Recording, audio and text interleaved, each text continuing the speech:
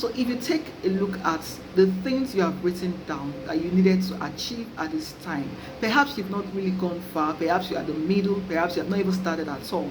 But there is one thing that is very, very key to helping you, tick off those goals from your notebook or from wherever you may have put them down. And that thing is faith in yourself, faith in your abilities, faith in your calling, faith in your purpose, faith in who you are, faith in the things you have, faith in the things you have been called to do. Okay, so when that faith in yourself is missing, you will not be able to move forward. You will not be able to make progress. You may make plans, but you'll not be able to take the steps because you don't believe in yourself. So today I'll be sharing with you 3 things that can quickly rev up your self-confidence so you can get to do those things you have written down to do. The first thing you need to do is be determined. So if you take a look at, take a look back at your life, think of the things you've accomplished. Think of how far you went to get those things done. What was that unique thing, or what was that one key thing that enabled you to get that thing done without being chased, here and there? As a child, your parents told you go and to get your assignment done, go and take your bath, and all those things that will make your life, good. But as an adult, you have to make those decisions yourself. So what is that one thing that enabled you to achieve the things you have achieved so far in the past?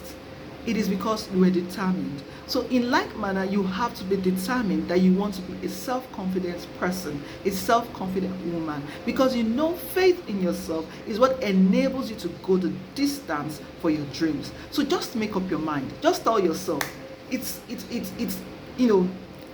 self-confidence lies in the power of making up your mind, in the power of deciding that today I'm going to take a decisive step in, being a self-confident woman. And that is just it. You just have to make up your mind. Tell yourself, I'm going to be self-confident, and there you have it. You become, begin to take the steps that will make you a self-confident person.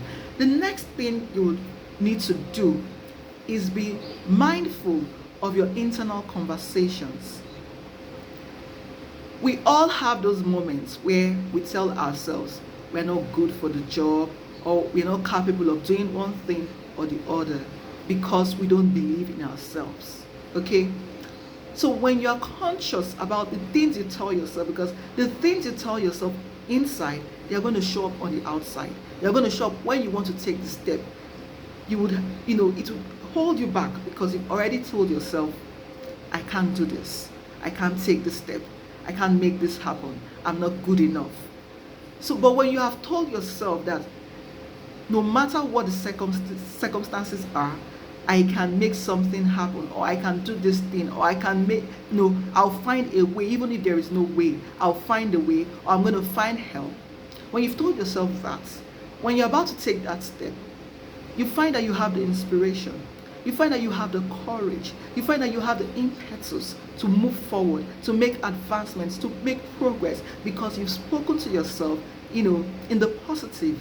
You've dwelt in the positive. You've told yourself, you've told yourself positive narratives. And as such, when that moment comes for you to make that thing happen, you are able to make progress because you have spoken to yourself in the positive. So from this moment onwards, be mindful of the things you tell yourself when no one is listening. Don't call yourself, words that are not uplifting. Don't tell yourself things that are damaging to your emotions, to your feelings, to your personality. Don't call yourself negative words. Okay, don't talk to yourself in the negative, because they go on to dampen your self-worth. And the way you feel about yourself will determine how far you go for your dreams. So be careful about your personal narratives. Ensure, even if the situation doesn't look like positive, speak positive to yourself. Make your internal conversations positive. And then the final thing you need to do is developing competence. If you're not good at what you do, you will definitely loathe yourself. You will definitely not be happy with your outputs. So take the time to learn about that thing that you want to achieve.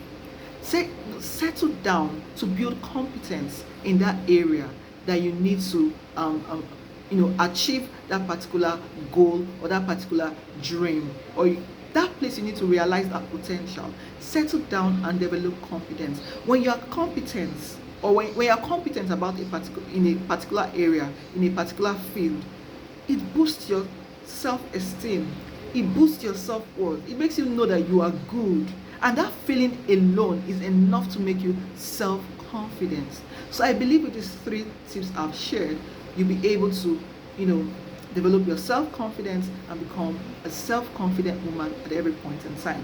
And there is something I need to say. Self-confidence is something you need to keep doing every other day. In life we go from level to level.